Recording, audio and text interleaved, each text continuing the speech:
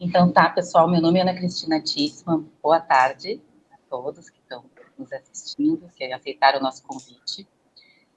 Eu sou psiquiatra, sou coordenadora da disciplina de psiquiatria comunitária do programa de residência do Hospital Presidente Vargas e da UFSPA. E aqui a gente está fazendo, então, um evento do projeto Interface Saúde Mental, que é um projeto dentro, né, da disciplina de psiquiatria comunitária que tem o objetivo de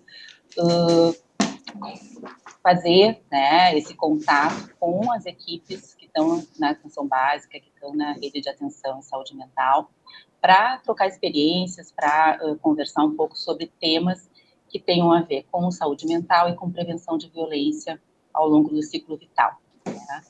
Então, esse é um primeiro, né, seminário online, né, o nosso primeiro webinar do projeto. Eu estou muito feliz de estar hoje, então, em parceria com a equipe especializada de saúde mental, né, do adulto da região da NEB, né, com a ajuda da Andressa, né, que é a nossa parceira já há muitos anos, muito antes até do projeto acontecer, do projeto existir. Esse projeto ele existe desde 2017 dentro da disciplina, mas a gente já tem essa parceria com a gerência NEB há mais tempo, né?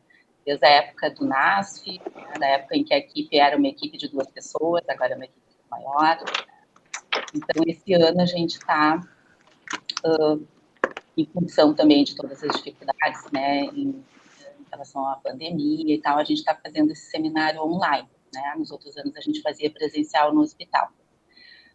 Então, a ideia, esse programa ele faz parte do 3º ano de residência, então, os nossos R3 é que vão apresentar o seminário e vão participar da discussão, né?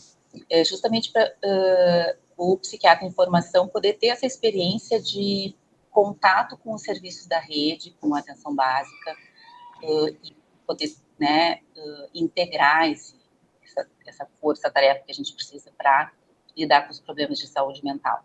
Né? A gente está numa semana que é uma semana histórica, né, para a saúde do país e para a saúde do município. Então, é uma semana em que começaram, né, as vacinações contra a Covid-19. Algumas pessoas não puderam comparecer, né, porque as equipes estão mobilizadas nesse sentido, né, da vacinação. A própria Bárbara, que é a gerente distrital, não pôde participar porque está numa reunião na Secretaria de Saúde, mas eu sei que ela sempre apoiou, né, o evento e nos incentivou a levar adiante esse projeto. Então, eu queria também agradecer a colaboração da equipe do SAIS, que é o Serviço de Referência no Atendimento à Saúde Sexual e Vítimas de Violência no hospital. Hoje a gente tem, então, a participação da Jane, que faz parte dessa equipe, que é uma psicóloga, né? Dá um oizinho, Jane. Vai ajudar nas discussões. Né? Quem também nos apoiou na organização do evento, né, no compartilhando materiais e tal, foi a equipe do CRAI, que é o Centro de Referência em Atenção a Crianças e Adolescentes Vítimas de Violência. Então, a coordenadora Fátima também, né, nos ajudou com o material. E os residentes, né, que são a nossa equipe desse ano, que vocês vão conhecer daqui a pouco, né? A Vanessa Becker, né, que daqui a pouco deve entrar, né, que também é uma parceira, colaboradora do programa. Tá? Então, a gente vai começar apresentando algum material teórico, né, para embasar as nossas discussões, durante um período mais ou menos de 1 hora, né, e aí depois a gente vai abrir para discussões e dúvidas, para a gente conversar a respeito desse tema, que é um tema que gera muitas tensões, né, gera angústia, mas é muito importante, né, que a gente consiga saber como lidar com esses pacientes, com essas pessoas que vão procurar o serviço de saúde. Tá? Eu queria dar alguns recadinhos antes de começar. Então, assim, esse evento está sendo gravado, depois ele vai ser disponibilizado no canal do YouTube do nosso projeto. Né? A gente depois, então, vai abrir para perguntas, e é importante que quem for perguntar ou trazer algum caso para discussão, leve em conta a questão do sigilo, né, da confidencialidade em relação aos dados, não trazer dados que identifiquem, né, pacientes, ou que possam fazer algum tipo de revelação, né, que possa trazer identificação, porque como esse vídeo vai ser publicizado, a gente tem que tomar esse cuidado. Tá? Eu peço que todo mundo deixe seus microfones fechados, né? E se a gente vê depois que tem alguma dificuldade na transmissão, a gente vai fechando as câmeras também. Né? Acho que é isso de recados. Deixa eu ver se tem alguma coisa. Um outro apoio que a gente teve, né, na elaboração tal, foi do Comitê de Bioética Clínica do hospital, né, que do qual eu faço parte e estou como coordenadora, né, até porque nessas questões de violência a gente, em geral, tem muitas vezes, né, questões que envolvem bioética. Então o comitê também é um parceiro nesse tipo de evento, tá? Acho que é isso. Depois, se eu me lembrar de alguma coisa, eu vou falando. Então, vou chamar os residentes que vão tomar a palavra, tá? Deixa eu começar a apresentação aqui.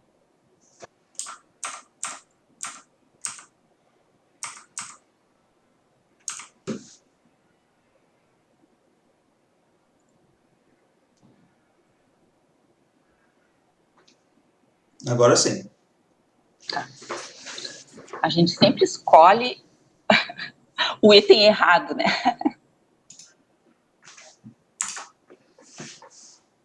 Então, tá, pode começar. Boa tarde a todos, então. Meu nome é Apio, eu sou residente do serviço, que nem a doutora Ana já tinha feito a apresentação. E a gente se dividiu um pouco para não ficar a mesma pessoa apresentando todas as partes. Pode passar, por favor? Professor? Então, a primeira pergunta é se violências são um problema de saúde. E sim, é algo que gera sofrimento, que tem consequências para a saúde a longo prazo e que gera também mais violência. Então a gente pode entender as violências como um problema de saúde. Pode passar? Eu vou começar então falando sobre alguns conceitos básicos para caracterizar um pouco o que minhas colegas vão falar mais tarde. Então, em 2016 houve uma estimativa de quase 500 mil assassinatos no mundo, com 80% das vítimas do sexo masculino. E as pessoas mais afetadas foram homens das Américas, então uma população que a gente tem bastante contato. E também morte não é o único prejuízo causado pela violência, tem custos emocionais, tem custos sociais que não podem ser calculados facilmente, tem os recursos gastos com segurança para tentar prevenir as violências, e tem os gastos econômicos, que com a ausência de pessoas para o trabalho, e também do SUS com emergência, assistência e recuperação das vítimas de violência. Quase 6 milhões de pessoas morrem por ano por causas externas. Causas externas, no caso, violência, uma pessoa contra a outra e acidentes, esse tipo de coisa. Isso dá 10% de todas as mortes no mundo que acontecem. E também, se a gente somar AIDS, tuberculose e malária, isso ainda dá 30% a menos do que daria só com a violência. Pode passar? Então, por que falar, né? É um problema grave de saúde pública, com consequências devastadoras que nem eu já falei. Ele é um assunto negligenciado, até mesmo na formação de profissionais da área de saúde, e também é um desafio. Talvez seja essa a razão que é negligenciado. Emocional e técnico para esses profissionais. Violência é um fator de risco para transtornos mentais, suicídio e perpetuação da violência. Conforme a legislação, deve receber atendimento adequado em todos os níveis do sistema de saúde. Pode passar? Além disso, a sociedade tem discutido cada vez mais sobre esse assunto, coisas que antes eram tabu de falar não são mais e também não são mais aceitas. Por causa disso, as vítimas de violência têm procurado o atendimento de saúde com maior frequência, e a questão é que se a gente está pronto e capacitado para atender esses atendimentos. Então, isso aqui é um gráfico de um artigo que avaliou a mortalidade por causas externas no geral no Brasil, tanto por violência quanto por acidentes. Pode passar. E nos últimos 25 anos, nós tivemos um aumento de 49% nos óbitos causados por isso. Também, isso é uma coisa tão importante que violência ele entrou nos Objetivos do Desenvolvimento Sustentável. O terceiro objetivo é saúde e bem-estar, que acaba entrando muito na questão da violência, acaba influenciando. Igualdade de gênero também é algo que tem bastante impacto, acaba tendo na violência, e principalmente o objetivo 16, pode passar? Que tem a ver com paz, justiça e instituições eficazes, que daí realmente uma das metas é reduzir todas as formas de violência. Pode passar? Conceituando então a violência, para a Organização Mundial de Saúde, ela pode ser caracterizada como uso intencional da força física ou do poder real em ameaça contra si próprio, contra outras pessoas ou contra um grupo ou uma comunidade, que resulte ou tenha qualquer possibilidade de resultar em lesão, morte, dano psicológico, deficiência de desenvolvimento ou privação. Então não é só a violência física. Aqui no Brasil, o Ministério da Saúde pode ser considerado como ações humanas que afetam a integridade, a saúde física, moral ou espiritual de qualquer indivíduo. Então, continuando. A violência, então, é um fato humano e social, faz parte do ser humano, tem em todas as sociedades, apesar de que umas um pouco mais do que outras. É histórica, depende da época, mas tem violências que existem no passado e que se mantêm até hoje. Ela abrange todas as classes sociais, apesar de que algumas das expressões são mais típicas em pobres, outras em ricos. E está dentro de cada um de nós. A violência, né, nesse sentido, é uma coisa natural, uma resposta natural do ser humano, e a não violência é uma construção social e pessoal que a gente tem que fazer. Ela pode ser dividida, então, em física, sexual, psicológica, ou negligência, abandono ou privação de cuidados. Para a Organização Mundial de Saúde, esses 4 tipos de violência podem ser separados em 3 outros tipos, conforme esse gráfico que está no próximo slide, que é da violência auto-infligida, interpessoal e coletiva. Nessa apresentação a gente vai se focar muito mais na auto-infligida e principalmente na interpessoal, mas é bom comentar a existência, assim. Pode passar? Então, que nem eu falei, separada de com quem comete o ato. Pode passar. A auto-infligida, então, é a ideação suicida, a tentativa de suicídio, autoagressões e não realização de autocuidados. Daí da pessoa contra si mesma. A interpessoal ela pode ser comunitária, que são pessoas fora do grupo familiar, ou doméstica, intrafamiliar, que daí são ações que prejudicam um próprio membro da família. E também pode ser coletiva, de um grupo contra outro indivíduo, no caso, grupo social, grupo religioso, qualquer coisa neste sentido. Então, dando ainda um pouco da epidemiologia, as mortes por causas externas ocupam o 3º lugar na mortalidade geral no Brasil, e aqui no Rio Grande do Sul é o 4º lugar. Na faixa etária de jovens, de 5 a 49 anos, se torna a principal causa de mortalidade.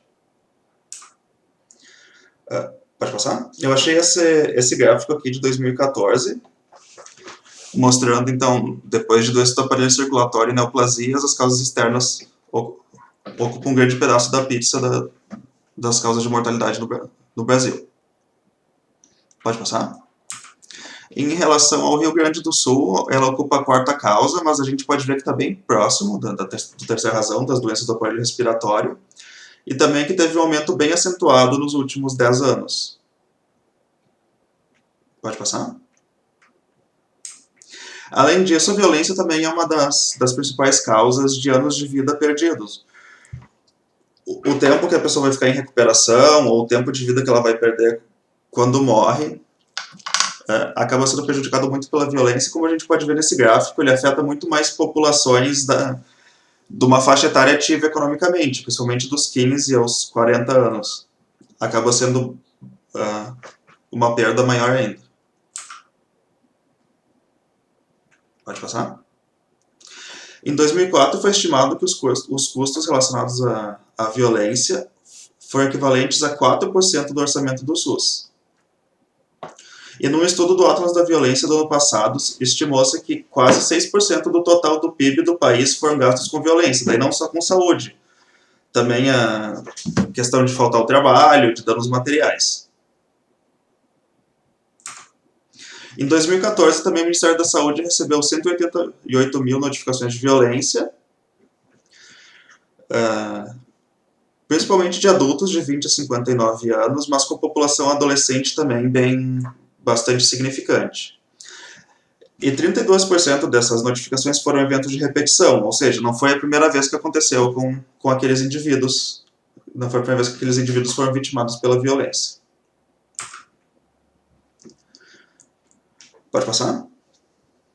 A população mais atendida, então, é composta de jovens de 20 a 39 anos, de sexo masculino, negros e com baixa escolaridade.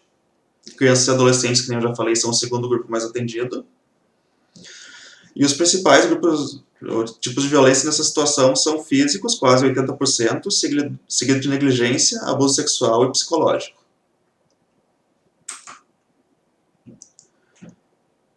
Então, o perfil dos assassinatos do Brasil entre 2007 e 2017, 91% dos casos eram homens, 53% entre 15 e 29 anos, maior parte negros, de baixa escolaridade e solteiros.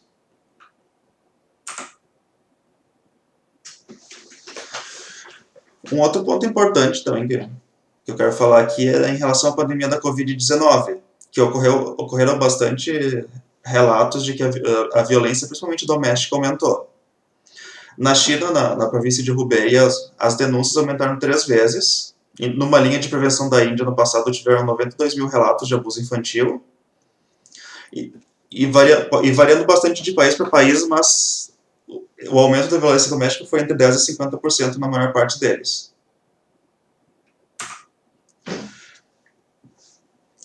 Um dos principais fatores de risco para essa violência doméstica é porque os indivíduos têm aumentado o tempo passado junto ao abusador por causa do isolamento social, e isso acaba dando maior poder de controle. Normalmente é o abusador que vai mandar na casa, ele pode controlar comunicações, pode controlar o que a pessoa está fazendo o dia inteiro. Incertezas econômicas, perdas de emprego e problemas sociais mesmo acabam aumentando bastante o estresse, que aumenta a violência. Distanciamento de grupos de apoio, as crianças não vão mais na escola onde elas poderiam receber ajuda, igrejas, esse tipo de coisa.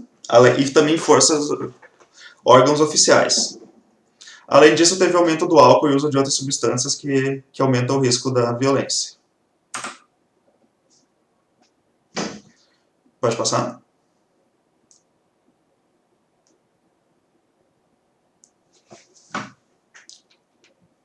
Pode passar slide? Então, dos grupos mais afetados, nós temos as crianças, que elas têm menos oportunidade de sair de casa que um adulto, elas também têm menor entendimento de como buscar ajuda. Elas ficam longe da escola, que nem eu falei, e maior tempo online, que é um fator de risco para predadores pela internet. Pode passar? Mulheres, então, elas têm maior carga de trabalho. Normalmente a mulher é responsável por cuidar da casa, daí mais bastante pessoas, tem que ajudar com a educação das crianças, tem que cuidar de quem está doente. Como elas passam mais tempo em casa por marido, aumenta a demanda por sexo, ao mesmo tempo que tem uma proteção, camisinha, essas coisas está menos acessível, porque os sistemas de saúde estão mais preocupados com a pandemia, e da deficiência financeira do parceiro. E o último grupo dos mais afetados são os idosos, que já são indivíduos com diminuição da mobilidade, que acabam tendo dependência física para comer, para se vestir, tem dificuldade de usar novas tecnologias para pedir ajuda, por exemplo, e também a pandemia acaba afetando bastante instituições de longa permanência, que tem menos funcionários, menos visitas, o que aumenta a chance de abusos.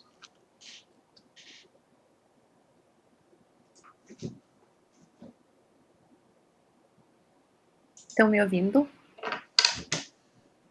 Sim.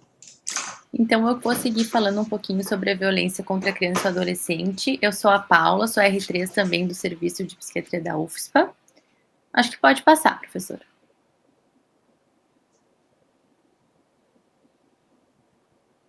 Então, acho que quando a gente fala de violência contra a criança e o adolescente, é importante que, antes disso, a gente pense o quanto essas duas etapas, a infância e a adolescência, são fundamentais na formação do indivíduo, do ser humano. E isso quer dizer que o ambiente em que eles estão inseridos, junto, claro, com a carga genética e mais com as experiências que eles vão passar, vão depois nos dizer como é que esse adulto vai viver, né? Como é que ele vai se relacionar, como é que ele vai se cuidar, características de personalidade ou até possibilidade de desenvolvimento de doenças mentais. Por isso que é importante a gente cuidar, né, das nossas crianças e adolescentes, e aí a importância de se falar de violência nessas faixas etárias que é tão recorrente. E aí, infelizmente, a gente sabe que a violência é mais comum justo no ambiente familiar, que é onde eles deveriam estar sendo cuidados, praticada principalmente pelos pais, pelas mães, irmãos, parentes ou outros responsáveis. Nós, profissionais da saúde, precisamos estar atentos às situações de risco, então talvez a identificar antes dessa violência surgir, acolher essas crianças, adolescentes e famílias e atuar na prevenção. Pode passar.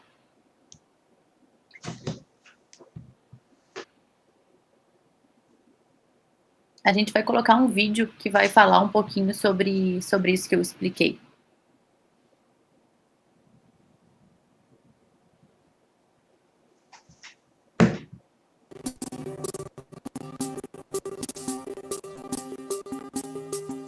Aprender a lidar com o estresse é uma parte importante do desenvolvimento saudável.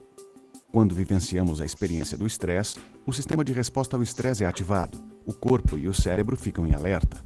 A adrenalina toma conta e os batimentos cardíacos aumentam, bem como os níveis de hormônios de estresse.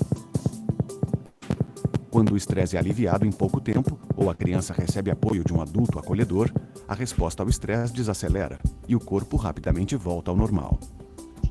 Em situações severas, como abuso e negligência contínuos, ou quando não há um adulto acolhedor para amortecer os impactos do estresse, a resposta ao estresse continua ativada. Mesmo quando não há dano físico aparente, a falta prolongada de atendimento por parte dos adultos pode ativar o sistema de resposta ao estresse. A ativação constante de resposta ao estresse sobrecarrega os sistemas em desenvolvimento, como consequências sérias e duradouras para a criança. Isso é conhecido como estresse tóxico. Ao longo do tempo, ele resulta num sistema de resposta ao estresse permanentemente em alerta.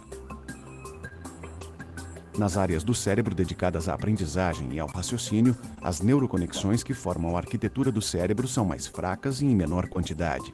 A ciência mostra que a ativação prolongada dos hormônios de estresse na primeira infância pode reduzir o número de conexões neuronais nessas regiões importantes do cérebro, num período em que as crianças deveriam estar desenvolvendo conexões novas.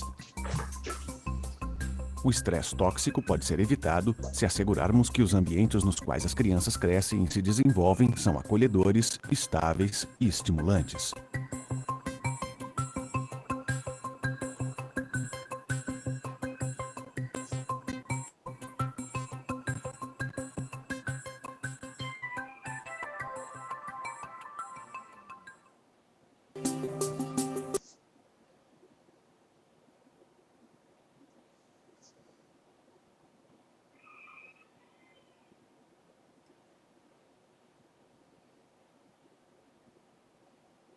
É um vídeo curto, mas a gente achou que tinha bastante a ver com o que a gente estava tentando falar.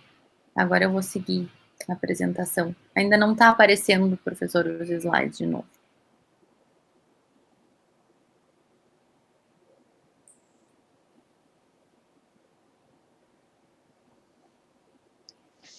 Então, o que seria violência contra a criança ou adolescente? Seria qualquer ato ou até omissão dos pais responsáveis, em primeiro lugar, mas também das instituições em que essas crianças convivem ou vivem e da sociedade em geral, que levem a algum dano físico, emocional, sexual e moral das vítimas. O abuso físico, sexual, o psicológico, a negligência e o abandono são os mais encontrados nessas faixas etárias. Eu escolhi falar um pouquinho de cada abuso ou de cada tipo de violência para a gente poder pensar. Então, começando pelo abuso físico, quando a gente tem uma criança que chega com alguma lesão física, o que pode fazer a gente pensar que isso partiu de um abuso? Alguns indicadores são uma demora ou uma não busca de socorro médico quando aconteceu essa lesão. O relato de como ela aconteceu é vago, é variável, ou ele não condiz com o nível de desenvolvimento da criança. Por exemplo, a criança teria caído de uma altura que é impossível que ela tenha chego, ou essa criança não conseguiu fazer alguma coisa que visivelmente ela consegue fazer, né, no relato do adulto. O estado emocional dos pais é anormal no atendimento, ou o comportamento deles é suspeito. E aí, como exemplos, assim, a gente cita uma negação de qualquer raiva, porque a gente sabe que é natural, às vezes, o adulto sentir raiva de algum comportamento da criança, né? Isso não precisa levar a uma agressão, ou uma tentativa de deixar o hospital antes da conclusão das investigações. Essas questões de comportamento não são para a gente pensar em julgar como os pais vão estar lidando com isso, né? Mas só para a gente pensar que dentro de um contexto onde a lesão não é esperada, a história não está fechando, a gente olhar essas características de comportamento pode fazer a gente pensar num abuso físico. Outros indicadores mais de exame físico, então, lesões que não são consistentes ou condizentes com a história, múltiplas lesões em vários estágios de cicatrização, manchas que têm algum padrão de terem sido feitas a partir de cintos ou de dedos, queimadura em forma de ponta de cigarro, lesões abdominais sérias que não têm uma explicação e qualquer lesão em genitais. E aí, quando a gente for falar da história, outras questões para a gente avaliar ou para a gente fazer é tentar pegar essa história com mais de um informante, então ver se tem como outros familiares ou outras pessoas que estavam no momento, né, do machucado da criança poderem falar conosco, e isso em momentos separados ou em locais separados um do outro, para avaliar o relato, para avaliar a inconsistência ou não, né, da história, avaliar a criança e o adolescente, se tem algum transtorno de sono, reação de sobressalto, está mais assustada, mais ansiosa, alguma regressão, então conseguia fazer alguma coisa e nos últimos tempos não está mais fazendo, queda de desempenho escolar ou social, e sintomas psiquiátricos de início recente que batam com, talvez, a lesão. A gente também tem que avaliar os aspectos de apego, se tem falhas no desenvolvimento, alguma dificuldade de comportamento ou um comportamento sexualmente provocativo. Quando a gente vai falar de negligência, a gente primeiro precisa pensar o que é isso, né? E ela se caracteriza por uma falha em prover necessidades básicas da criança. As necessidades da criança e do adolescente são físicas, médicas, educacionais e emocionais. E hoje a gente já sabe que a negligência traz prejuízo tão grande quanto outros tipos de abuso mais diretos. Então, se sabe que essas crianças vão ter doença mental tanto quanto ou mais crianças que sofrem abuso sexual ou físico, por exemplo. Eu pensei que às vezes a gente acha que a negligência tem que ser algo muito escancarado de falta de cuidado, e talvez não, talvez ela seja várias faltas de cuidado juntos que levam essa criança a estar desatendida. Então, alguns exemplos de falta de cuidado são a ausência de cuidado físico, uma criança que tem uma nutrição insuficiente, e pode ser alguém que tem um peso adequado, mas que está super mal nutrido, né? Infecções recorrentes, higiene descuidada, ou quando a criança ou adolescente tem uma falta dos cuidados médicos, então não tem as vacinas atualizadas, não ser buscado socorro rápido em caso de acidente ou atendimento em caso de alguma doença que pode levar a complicações. Pode passar.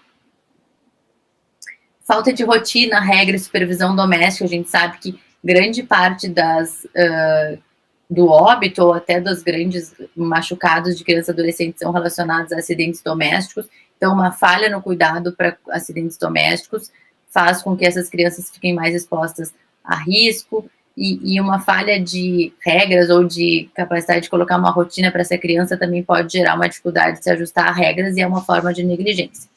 Falta de calor emocional e disponibilidade do cuidador, né?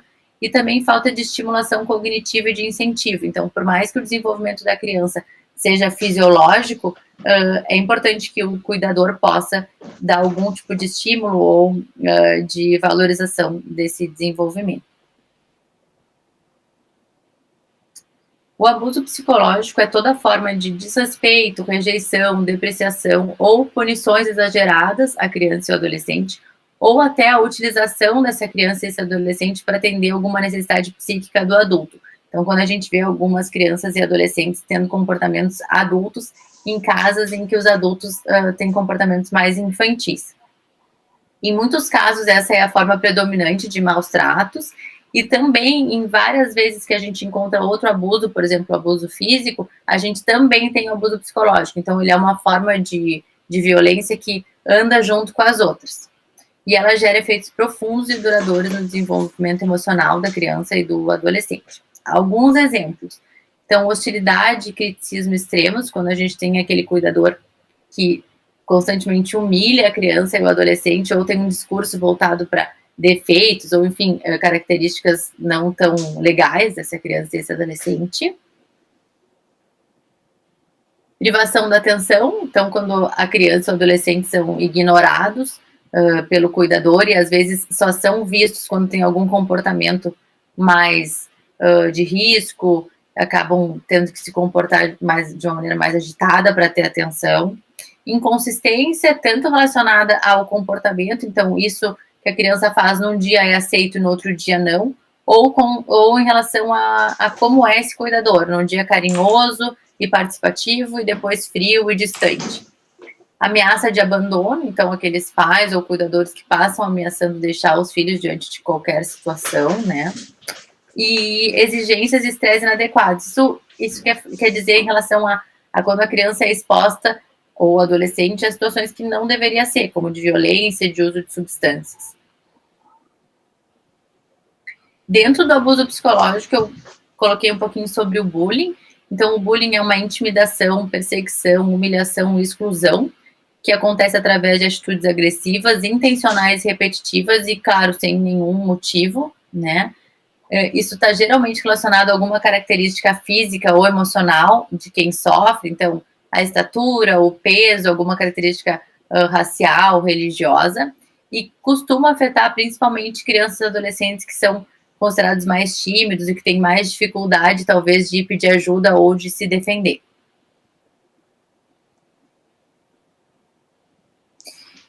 Por fim, o abuso sexual, que é o envolvimento de crianças ou adolescentes em atividades sexuais que eles não compreendem, que não estão apropriadas à idade e ao desenvolvimento sexual deles, por sedução ou por força.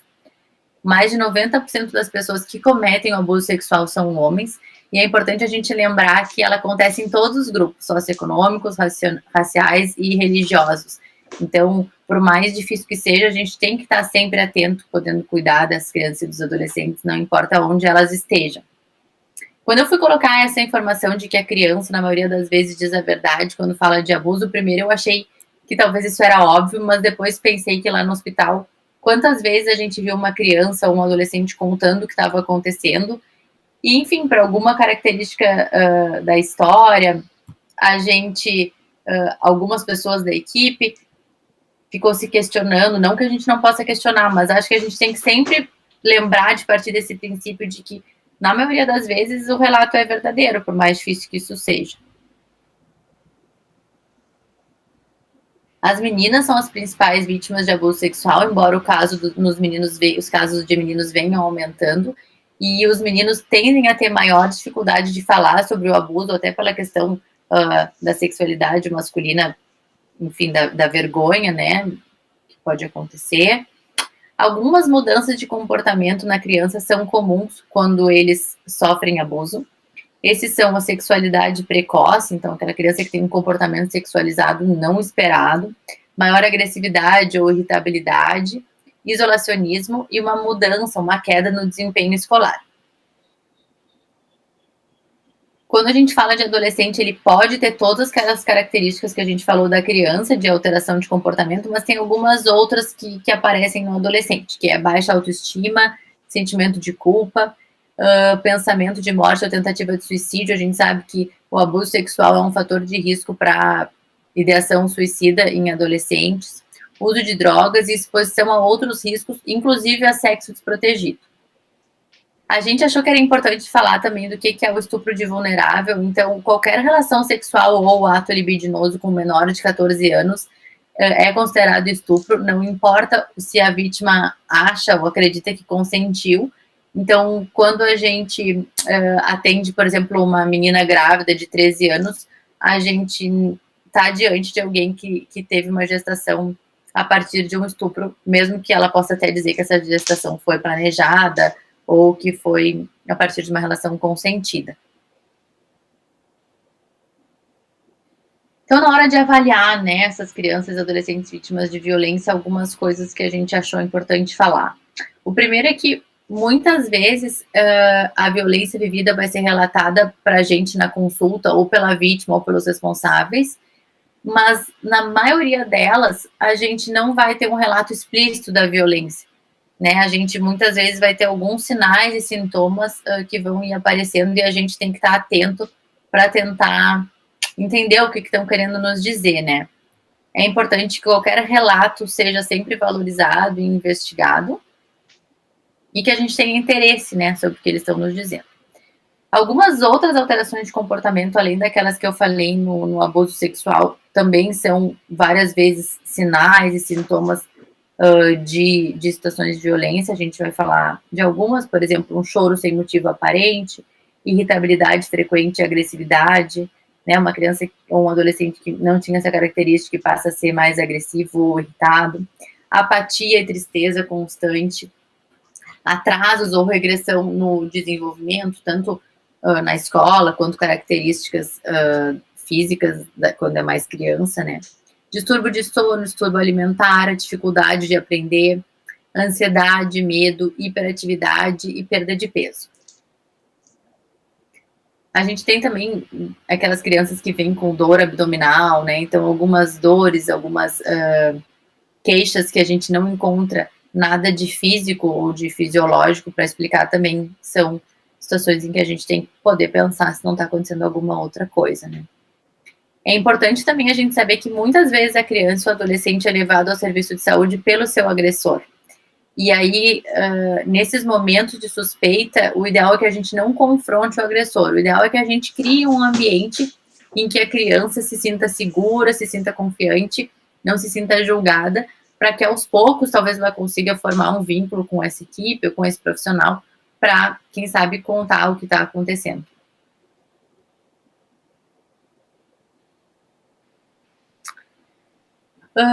Para falar de prevenção, a gente achou importante lembrar, né, que a violência na infância e na adolescência é um fator de risco para o desenvolvimento de doença mental e suicídio.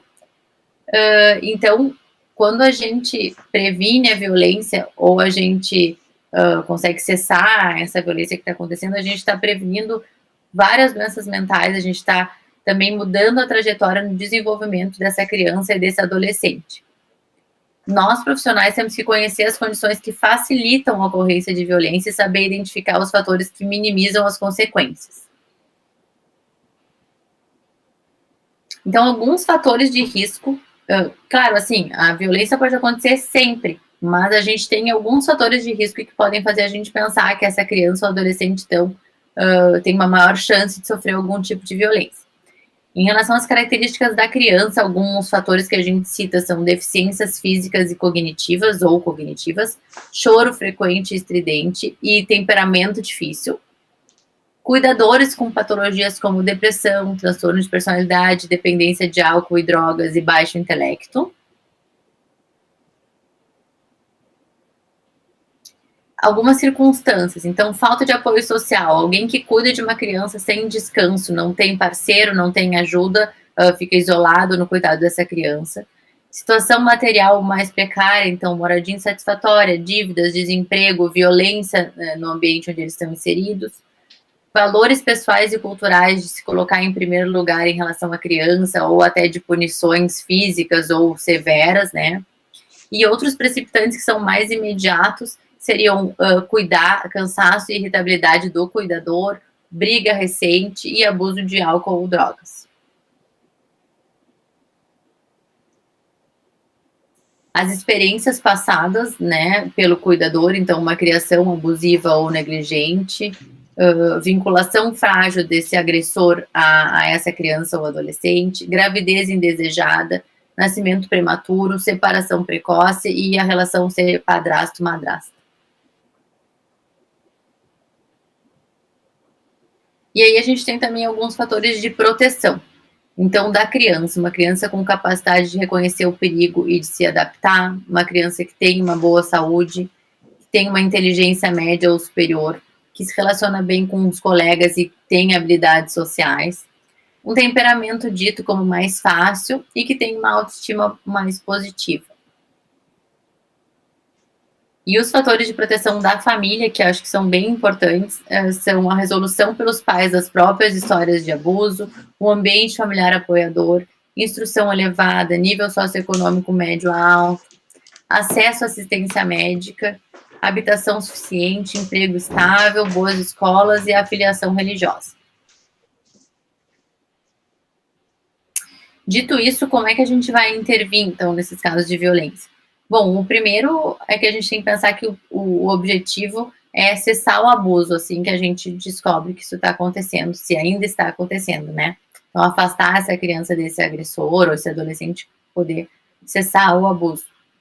Diminuir os efeitos do que já aconteceu, satisfazendo as necessidades emocionais, sociais e educacionais da criança e do adolescente a longo prazo. Por isso a importância de uma abordagem interdisciplinar, porque acho que um profissional sozinho não tem como lidar com tudo isso, nem satisfazer essas necessidades da vítima. Por isso que o médico, o psicólogo, o assistente social, o professor, são todos bem importantes nessa intervenção. A gente também colocou essa lei, que é uma lei de 2017, a Lei do Depoimento Especial. Ela estabelece o sistema de garantia de direitos da criança e do adolescente vítima ou testemunha de violência. O que isso quer dizer? Pode passar. Essa é uma lei que normatiza e tenta organizar o sistema de garantia de direitos da criança ou adolescente que são vítima ou testemunha da violência. Então, ela cria mecanismos para prevenir e coibir a violência e também estabelece todas as medidas de assistência e de proteção à criança ou adolescente. Tinham várias questões, né, na lei que seriam legais a gente falar. A gente pode, talvez, depois compartilhar, mas uma coisa que eu achei importante para nós e para os profissionais da saúde em geral, era o artigo 13, que falava: qualquer pessoa que tenha conhecimento ou presencie ação ou omissão praticada em local público ou privado, que constitua violência contra a criança ou adolescente, tem o dever de comunicar o fato imediatamente ao Serviço de Recebimento e Monitoramento de Denúncias, ao Conselho Tutelar ou à autoridade policial, os quais vão ir falar com o Ministério Público. Então, é nossa responsabilidade sempre falar quando a gente percebe uma situação de violência. Então, de acordo com o ECA, a gente tem a obrigação de notificação compulsória em caso de suspeita de violência. Então, a gente não precisa ter certeza, a gente pode só dizer que está suspeitando. E aí, o local para referência em Porto Alegre, a gente fala do CRAI, que é lá no nosso hospital. A gente colocou o telefone aqui, e o telefone do Conselho Tutelar também. O CRAI tem toda uma abordagem multidisciplinar no atendimento, e a gente tem um fluxo deles de atendimento aqui, para se depois a gente quiser discutir um pouquinho melhor, com detalhes, como é que eles trabalham.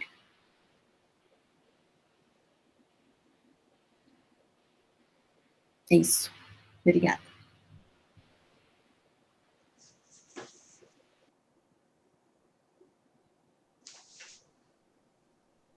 Agora é a Amanda. Opa, meu áudio tava mudo. Deixa eu me apresentar de novo. Meu nome é Amanda, eu sou R3 de Psiquiatria da Fundação, do Hospital Presidente Vargas também, e vou falar um pouco sobre a violência contra a mulher.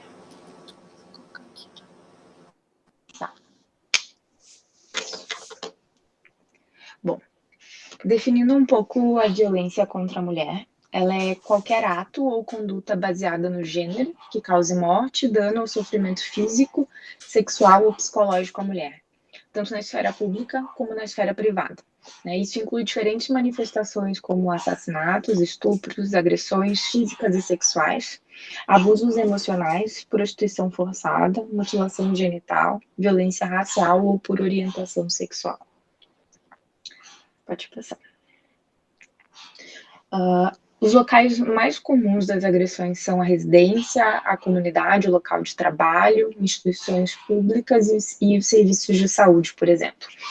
A gente sabe que na violência contra a mulher, esses episódios tendem a ser repetitivos, a se tornarem mais graves com o decorrer do tempo, e o principal agressor costuma ser um parceiro íntimo, conhecidos, membros da família, pessoas mais próximas no geral.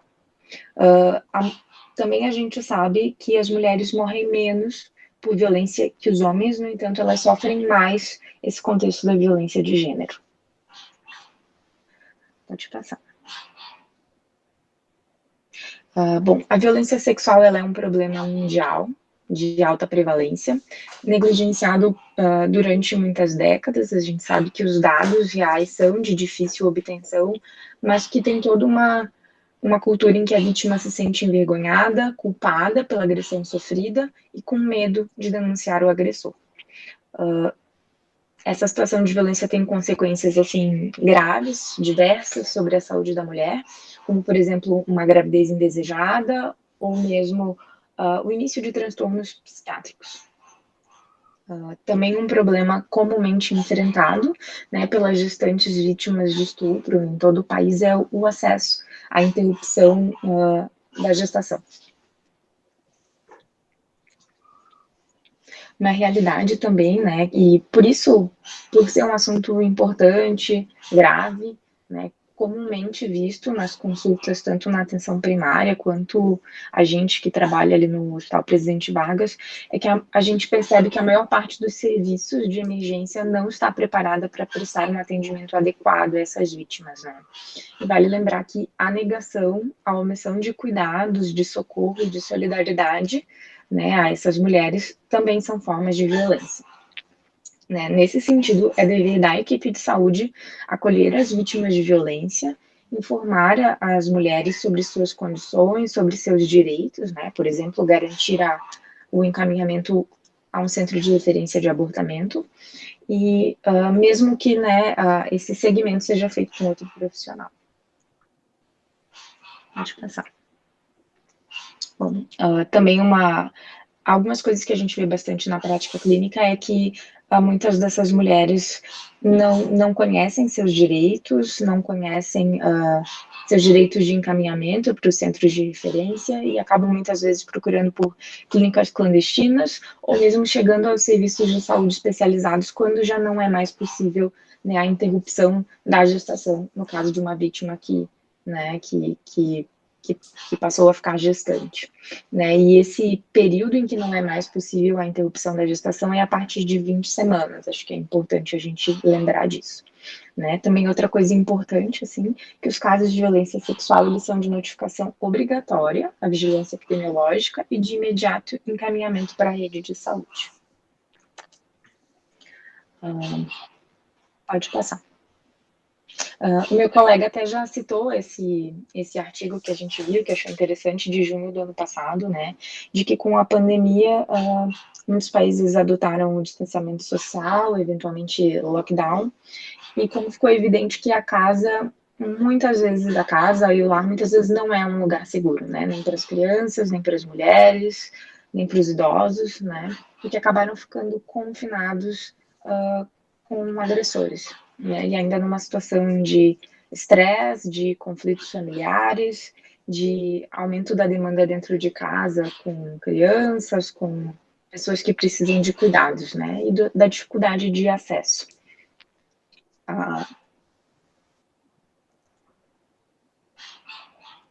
Isso. Falando um pouco sobre a violência sexual na lei, nos últimos anos o conceito de estupro foi modificado e ampliado. né, passou a ser o ato de constranger alguém mediante violência ou grave ameaça, a ter conjunção carnal ou a praticar ou permitir que com ele se pratique outro ato libidinoso. E até aqui nesse slide tem uma imagem assim da ONU que fala que 1 em cada 3 mulheres já experimentou alguma forma de abuso físico ou sexual, na maior parte das vezes por parceiro íntimo, né? E esse termo ter sido ampliado, acho que favorece a identificação, né, de casos e se diminui também a tolerância a quaisquer tipos de violência. Alguns outros aspectos legais também do Código Penal é de que o abortamento em casos de vítimas de violência sexual, ele não é crime se não há outro meio de salvar a vida da gestante, se a gravidez resulta de estupro ou o aborto é precedido de consentimento da gestante, né, ou de seu representante legal. E também um terceiro caso, daí que não é tanto do que a gente está falando, mas enfim, que seria a interrupção terapêutica da gestação de feto anencefalo. Um outro aspecto legal também importante é que a palavra da mulher que busca os serviços de saúde afirmando ter sofrido violência deve ter credibilidade, ética e legalmente, devendo ser recebida como presunção de veracidade. Pode passar. No ano passado, até isso foi alvo de polêmica, assim, né? E recentemente, agora no dia 5, saiu uma nota técnica da Secretaria Estadual de Saúde, né, sobre orientações sobre o atendimento à interrupção da gravidez nos casos previstos em lei.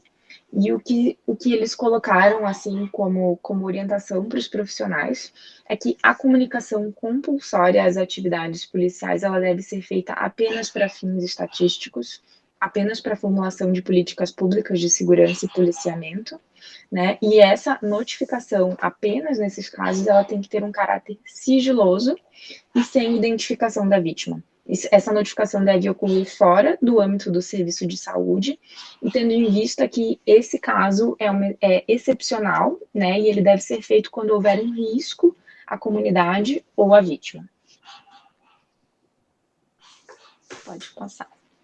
Algumas coisas interessantes, assim, também para serem avaliadas.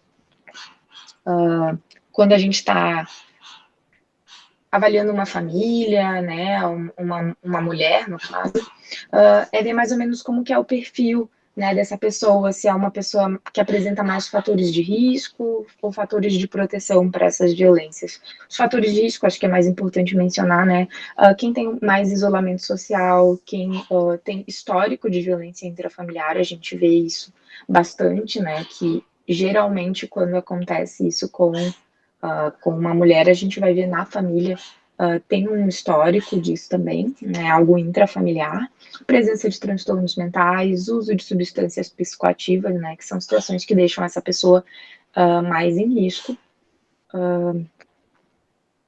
e outras vulnerabilidades relativas à faixa etária, escolaridade, à raça, são coisas que é importante também observar no atendimento. Pode seguir. Uma coisa que eu acho que é importante também é a gente pensar como que seria o atendimento, né, na UBS, numa situação de um caso agudo de violência, né, na UBS como porta de entrada para esses casos. O que é importante, assim, para qualquer pessoa da equipe que vá atender esses casos? O principal são os primeiros socorros psicológicos que a gente fala, né, que são medidas de suporte, acolhimento, uma escuta empática, né, sempre pensando, não necessariamente estimulando o paciente a falar detalhes da violência, mas deixando que ele fale o que é possível ser falado, que ela fale o que é possível ser falado nesse momento, né, de preferência sem julgamentos, para não expor a mulher a uma revitimização, né, já que é tão difícil procurar, muitas vezes, ajuda por essas questões que a gente já falou de vergonha e de culpa, né.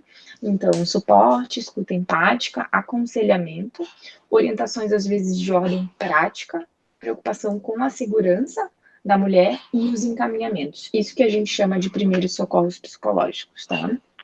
Outra coisa que é importante também é avaliar, né, nesse caso agudo, há quanto tempo decorreu entre a pessoa procurar o atendimento com algum profissional da UBS E o dia da violência, no caso. Porque a gente sabe que tem um prazo de 72 horas, que é importante, né, para que a vítima tenha acesso à quimioprofilaxia, à anticoncepção de urgência, e também esse é o período para a coleta de material, caso isso seja, né, levado em instâncias judiciais. E aí é importante esse tempo de 72 horas e que a paciente não tome banho até ela ser avaliada por uma equipe especializada. Uma coisa importante de ser dita é sobre a prescrição de benzodiazepínicos, né? Uma classe de medicamentos muito comumente prescrita para pacientes que apresentam um quadro de insônia, por exemplo, isso a gente pode ver, né, nas vítimas de violência, que daí é configurar um estado de estresse agudo. E o que a gente sabe é que não é indicado prescrever benzodiazepínico nesses casos, porque aumenta o risco para estresse pós-traumático. Então, acho que essa é uma orientação bem importante do que não fazer. Pode passar. Eu coloquei... Pode passar de novo, por favor. Pode passar. Não é esse o slide, pode passar. Isso, tá, obrigada. Aqui eu esquematizei para ficar um pouco mais visual, como que é o fluxograma, assim, do encaminhamento, da abordagem da vítima de violência. O que é o importante? É saber que o encaminhamento, principalmente nos casos agudos, é feito para as emergências, né? Essa paciente vai ter que ser encaminhada para a emergência de hospitais de referência. Lá vai ser feita uma avaliação clínica, vai ser feita uma quimioprofilaxia antirretroviral, vai ser feita uma anticoncepção de urgência, e essa paciente vai ter um segmento, tá? Os hospitais de referência são o Hospital Materno-Infantil Presidente Vargas, o Hospital de Clínicas, o Hospital Conceição, o Hospital Fêmea e em outros municípios o Hospital Universitário de Canoas e o Hospital Geral de Caxias do Sul. Pode passar. Então, assim, nesse encaminhamento às emergências, é importante saber que se for adolescente ou uma mulher adulta, o encaminhamento é para o centro obstétrico. Se forem crianças para emergência pediátrica, né, e crianças e adolescentes também podem ser encaminhados, como a minha colega falou, para o CRAI. Daí o CRAI funciona em horário comercial, que é diferente das emergências, que são 24 horas. Pode passar. Falando especificamente sobre o abortamento, ele é a interrupção da gravidez até a 22ª semana, né, com o produto da concepção pesando menos que 500 gramas. Pode passar.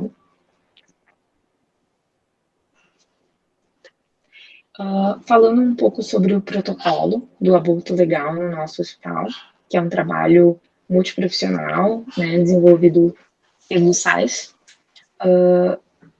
Depois de esse encaminhamento de a paciente ser recebida na emergência, ela vai ser acolhida pela enfermagem do SAIS. Em seguida, ela vai ter uma avaliação ginecológica, né, para preenchimento de protocolos de violência sexual, solicitação de exames, antibiótico terapia, ver as questões de ecografia e de idade gestacional, porque como eu mencionei antes, né, tem que ser até 20 semanas, né, então isso precisa ser avaliado.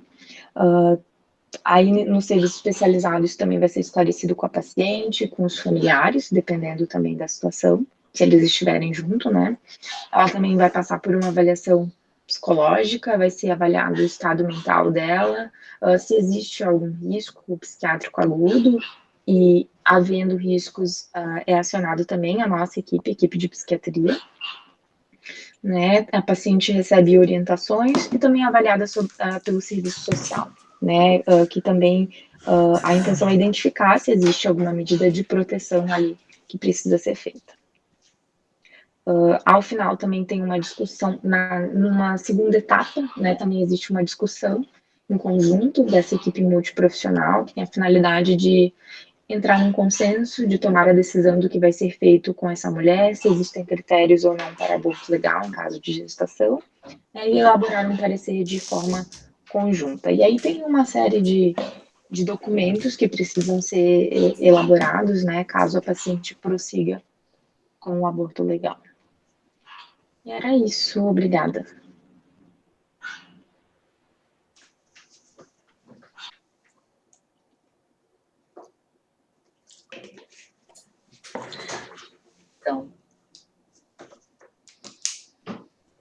Obrigada, pessoal. Acho que é bastante coisa. Claro que a gente não tem como esgotar esse assunto, né? Acho que são assuntos complexos. A gente trouxe uma questão para embasar uma discussão, e aí a gente agora pode conversar sobre dúvidas, sobre algum comentário que vocês queiram fazer, e até alguma coisa que queiram complementar em relação a isso que a gente trouxe, né? Claro que a nossa ideia não era esgotar o assunto, mas motivar e sensibilizar para essa discussão, tá? Então, eu não sei se alguém quer dar alguma palavrinha, falar algum comentário.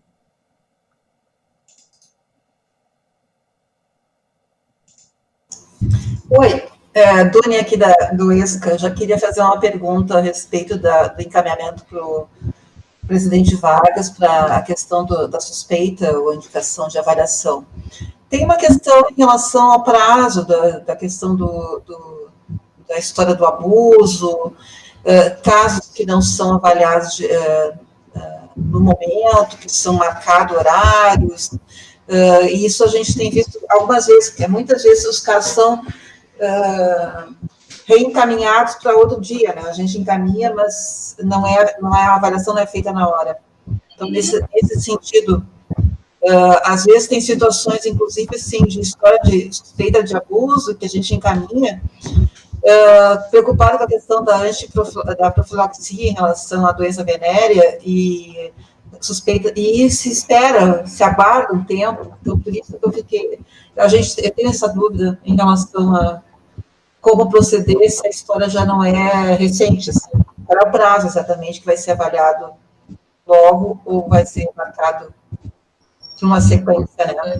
Situação de abuso que está ocorrendo na atualidade ou não uma história passada?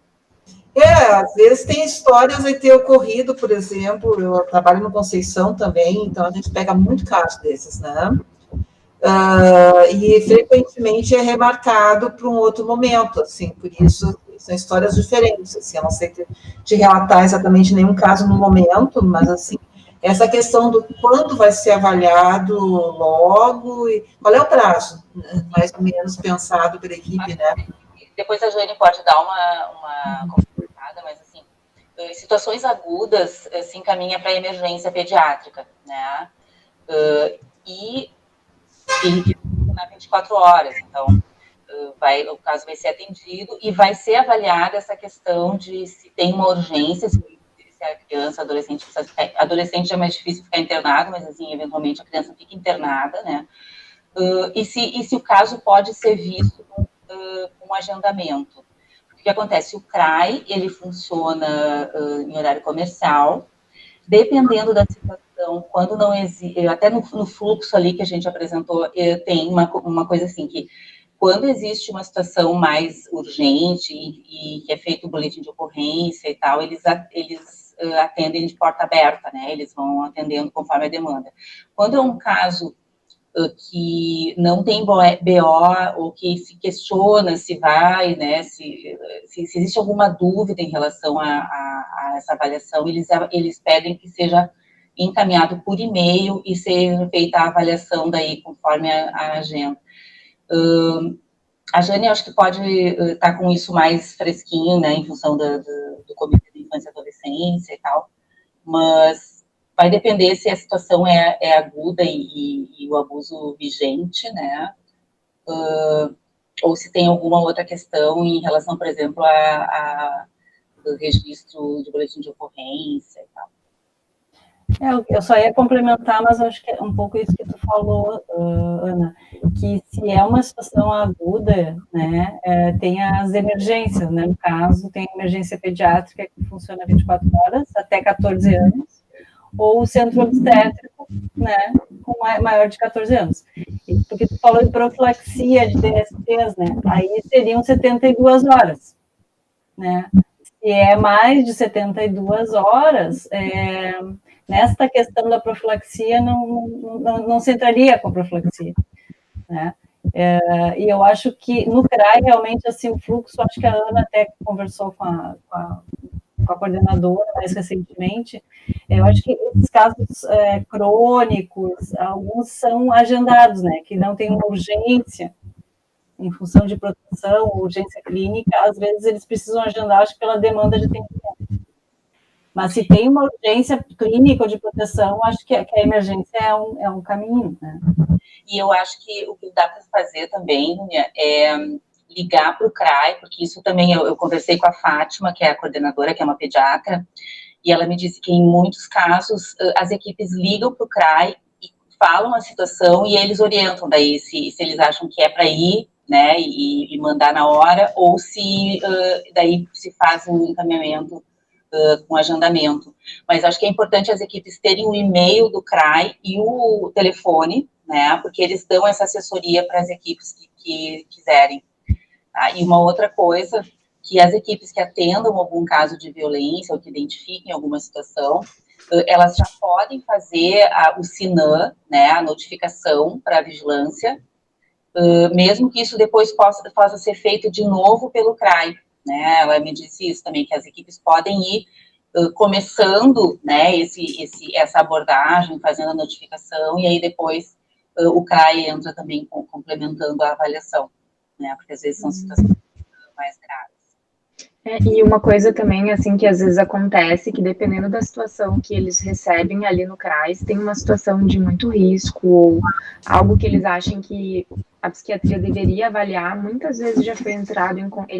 os profissionais do CRAS ligam para nós, pedem alguma orientação, né, tem o fluxo padrão dos encaminhamentos, seria aqui para uma emergência psiquiátrica, mas eventualmente a gente é chamado para avaliar e prestar alguma assistência. Então, acho que quando se percebe que tem um risco, uma urgência, uma necessidade de proteção maior, eles não vão, o CRAI não agenda para muito adiante. Pelo menos é o que a gente, de dentro, né, percebe, assim, em algumas situações.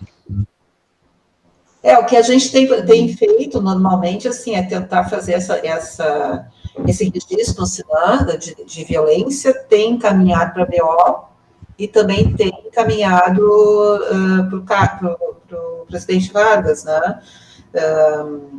Assim, Conceição trabalha muito com isso, né? Então, nesse sentido, assim, a gente já tem uma história longa dessa complementação da ficha, que é uma coisa que a gente sabe que é importante, né? Para a estatística também, né? Então, é um dos hospitais de referência, né, nessa Uhum.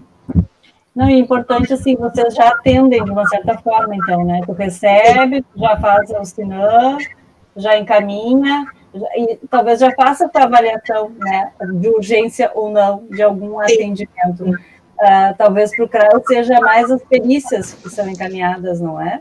Daí. Na verdade, às vezes tem casos complicados, que eu trabalho com o interior também, então eu recebo caso que passou pelo pediatra do posto, que não fez nada, encaminhou pelo GERCOM com suspeita de violência, e chega já com casos já avançados, assim, 2, 3 meses já de história, e chega, assim, e é comum acontecer isso, então é sempre uma questão complicada, tu perceber que ele passou por vários profissionais que não registraram, não fizeram, nem fizeram a questão básica de avaliar a criança fisicamente ou não, né? Então é bem comum.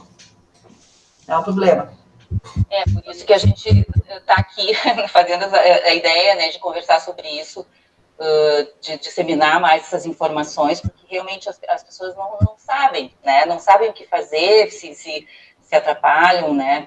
E então, assim, saber que as emergências pediátricas dos hospitais de referência devem estar aptas a receber essas crianças e fazer, né, procedimento. Sim. Então, eu queria até que o teleatendimento, a telesaúde deva ter já um protocolo nesse sentido, assim, de poder alicerçar o pessoal do interior para evitar esse tipo de coisa, né, para poder... Mas é a questão dos colegas acessarem e poderem já ajudar esse pessoal já antes, né? Não deixar cronificar. A da orientação em relação à gestação, por exemplo, né, quando a gestação de violência, a questão do cuidado, de encaminhar antes das 20 semanas, de não tentar convencer a pessoa, né, ou de dizer que a mulher tem o direito de buscar um procedimento. Sim. Essa essa orientação é muito importante. Parabéns. Obrigada pela participação, né? Tá.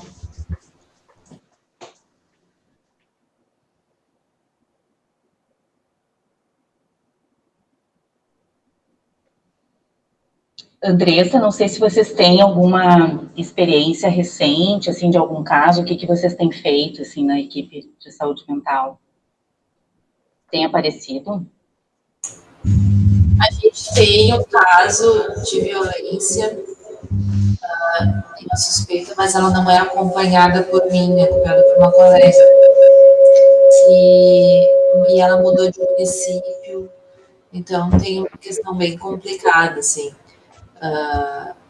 Mas a nossa assistência social, ela tem um bom conhecimento, assim, ela, das leis, isso faz uma diferença importante, né? Porque consegue orientar bem os nossos usuários. Eu fico feliz porque eu adorei a apresentação, né, do pessoal, ótimo. Mas fico muito triste que as unidades não participaram, né?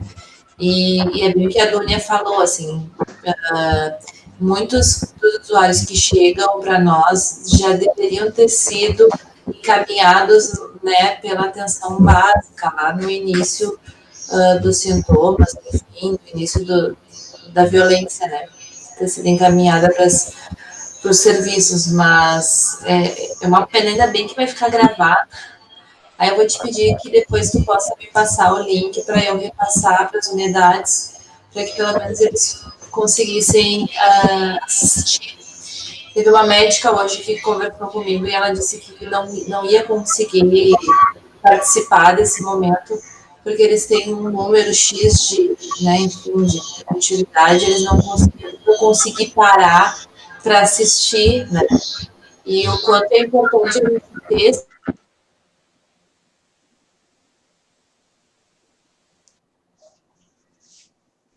Travou, eu acho.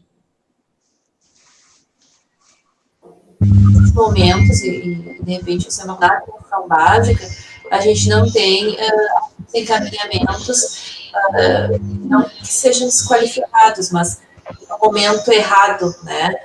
E sim encaminhamentos certos para locais certos, né? Estar no lugar certo e no momento certo, as pessoas precisam estar, né? E eu acho que essa é uma coisa de poder se repensar, do quanto que não só o atendimento, mas a qualificação dos profissionais que estão na atenção primária, nas unidades de saúde, é importante para qualificar o atendimento, né? E a qualidade do atendimento, ela é importante, não só a quantidade de atendimento, né? Mas eu agradeço, acho que foi maravilhoso, assim, a apresentação foi bem clara, assim, bem explicadinha. Eu adorei os slides também, bem claros.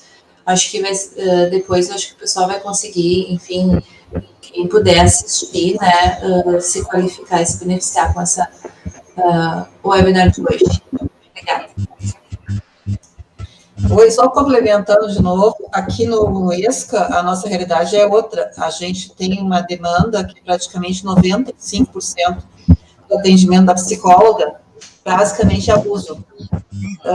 Raramente ela consegue colocar outro tipo de atendimento, porque é uma demanda que surge via Ministério Público e a gente tem que encaixar, e a lista de espera já está, no mínimo, com umas 20 crianças aí esperando vaga.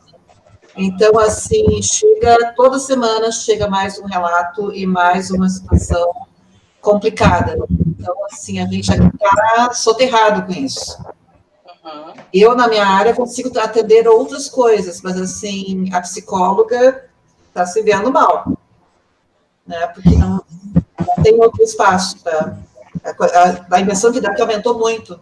Vocês estão com uma psicóloga? Uma única. A gente tem uma população de 220 mil, me parece, aqui no local, na região. 228 mil. Não, na região norte de Baltazar, né? E a colega está dizendo que é 28 na lista, esperando até. Né? E chega toda semana. e é prioridade via GECOM, então passa na frente, a gente não tem nem onde colocar, mas é uma pena, é uma situação muito complicada. É alarmante, né? Sim. Eu ia complementar como psicóloga, né? Já que tu falou do atendimento da psicóloga, é que são atendimentos de longa duração, muitas vezes, né? Porque o abuso na infância é um abuso crônico e é desastroso. Então, realmente, não é um atendimento breve, né? E aí é difícil, realmente, né, com uma psicóloga, né, para prestar o atendimento mais adequado, porque a gente sabe que a demanda é grande, né? A gente já vê pela demanda do CRAI ali, né? Uhum. Então, e são atendimentos longos, né? E que envolvem atendimento à família, enfim, são atendimentos complexos. A gente não tem muita certeza como é que o restante da cidade se organiza em relação a isso, mas aqui na região norte é complicadíssimo, com a parte de criança e adolescente. O que a gente recebe aqui não são casos que acontecem a violência, como é adulto, né, da violência da mulher, ou enfim, ou alguma questão de estupro, mas a gente recebe aqui são casos que foram abusados ou sofreram violência na infância, né, e aí, enfim, seguem com traumas, né, e situações que a gente, então, agora, quando são adultos que conseguem, então, acesso ao serviço, a gente tem que, então, trabalhar essas questões que, né, que como a Dúnia falou, né, lá a maioria tem uma questão de abuso ou de violência, então, para nós chegam muitos dos nossos casos, sim, sofreram abuso, algum tipo de violência na infância. Pessoal, na verdade, um estrago que isso faz, quando não é atendido na infância, isso só piora, né? E aí, pessoal, eu estou sem câmera, mas eu queria dar uma palavrinha, posso? Sou a Aliciane aqui do ESMA. Então, eu estou aqui refletindo sobre o que vocês estão falando e com base no que a Andressa falou também dos casos que a gente recebe, né, que são casos que têm histórico de abuso na infância. Eu acho que uma coisa bem importante para trabalhar dentro da atenção básica, da atenção primária, é a questão que tem um artigo 13 no ECA, que ele fala que os casos de suspeita ou confirmação de maus tratos ou de abuso têm que ser obrigatoriamente comunicados ao Conselho Tutelar, né, da localidade, isso sem prejuízo das demais coisas que se tem que fazer, do SINAM, do encaminha para o hospital, enfim, né, e que é suspeita, né, eu acho que é importante que as equipes se apropriem disso, que elas não precisam ter certeza que ali acontece uma situação de abuso ou de negligência com uma criança ou um adolescente. Porque eu percebo, a gente aqui recebe adolescentes de 17 anos, né? E recebemos há pouco tempo um caso que veio de um outro município e que, nossa, a menina correu e pediu ajuda, sabe? Ela tentou. Mas é isso, assim, as pessoas têm um receio de fazer as devidas comunicações nos primeiros atendimentos, porque acho que não se apropriaram de que tu não precisa ter certeza para tu comunicar ao Conselho Tutelar, que vai fazer o quê? Vai acionar a rede de assistência social, que vai fazer o acompanhamento daquela família, que vai chegar mais perto, que vai conseguir avaliar melhor todos aqueles fatores que vocês expuseram ali de risco, né? E encaminhar, vai contatar a escola para saber se lá na escola tem... Porque tem casos de abuso que são muito aparentes, que são muito gritantes, mas tem casos que não, né? Que tem que ir mais fundo para ver se é mesmo. Eu acho isso bem importante, assim, de frisar que não é necessário ter certeza. Que a gente tem ali legislações que dizem isso, né, que em caso de suspeita a gente tem que comunicar o CT, e fala também na Constituição, né, de uma obrigação que a sociedade, que o Estado, que nós temos com relação a crianças e adolescentes. É isso. E aí a importância dos conselhos tutelares atuantes também, né? Claro que a gente sabe que isso varia muito, né, dependendo da região da cidade, dependendo do local e tal, mas a questão dessa parceria intersetorial, né, de que Sim. são casos que vão precisar de uma mobilização em rede, saúde, escola, justiça, né, atuando juntos, Então, eu acho importante, acho que, claro, que o conselho esteja... Mas, assim, às vezes, a gente tem estratégia, sabe? Eu atuei numa região que a nossa estratégia era a gente mandava um e-mail para o CT copiando o Ministério Público. Aí funcionava melhor. Não era era de uma região que não era muito atuante, mas a gente conseguiu essa estratégia e super funcionou. E a gente acabou multiplicando, assim, replicando para as pessoas. Olha, quando não tenho retorno, não consigo, copia o MP no e-mail. Copia o MP, que daí a coisa flui melhor. São estratégias, né? Que a gente vai, ao longo da vida, adquirindo. Não, e a função das assistentes sociais é fundamental, né? A gente tem, por exemplo, lá no nosso hospital, várias situações dos ambulatórios em que a gente, às vezes, não tem acesso ao serviço social, né? Então, a gente precisa justamente completar essas equipes, fazer com que essas equipes funcionem, né, de uma forma mais... por exemplo, um serviço de assistência à saúde da infância e adolescência com uma psicóloga, né? Para dar conta de tudo, não tem como, né? Essas equipes precisam ser reforçadas, né? Então, vamos esperar que esse processo, né, vá acontecendo. Eu espero que, né, e que essas informações, né, sejam realmente disseminadas, né? Eu ia acrescentar no que a Andressa falou também, que das mulheres que chegam com abuso na infância, né, Andressa? Nos casos, por exemplo, nos SAIs que chegam por estupro, né, que é uma situação aguda, e que tem histórico de abuso também na infância, o dano, assim, em termos de saúde mental, é muito maior, né? Então, a gente vê o quanto realmente, né, o abuso na infância, ele tem repercussões, assim, a longo prazo, e quando tem uma reviolência ainda, né, o quanto isso aciona, e realmente o que a gente tem de bom ali no hospital é poder trabalhar em conjunto ali com a equipe da psiquiatria, né, porque a gente consegue também um ambulatório acionar, assim, um atendimento breve para algumas situações que realmente a gente precisa dessa brevidade, muitas vezes até contando com a internação, né, de alguns casos, né, de mulheres, de adolescentes que estão, assim, realmente num contexto bem vulnerável psiquicamente.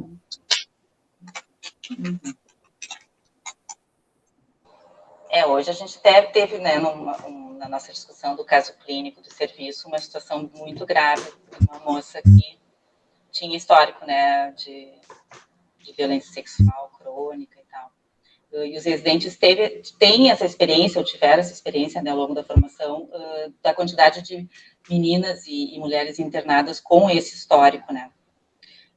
Eu acho que esse é um hospital que dá uma formação importante nesse campo, assim, né. Até não sei se vocês querem fazer algum comentário também da vivência de vocês.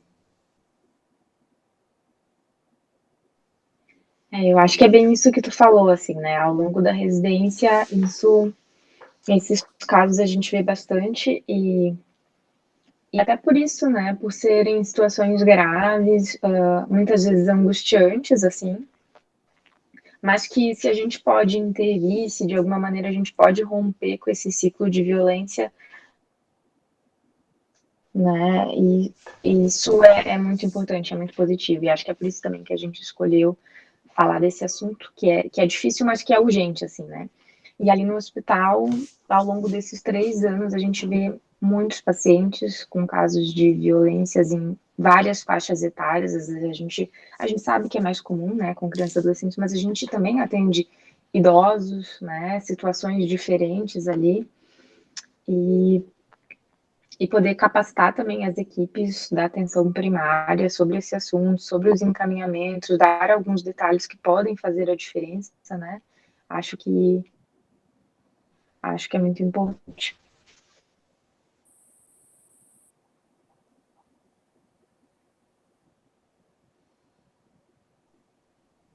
Então, tá. Mais alguém que gostaria de comentar? Se não, eu acho que a gente pode encerrando, né?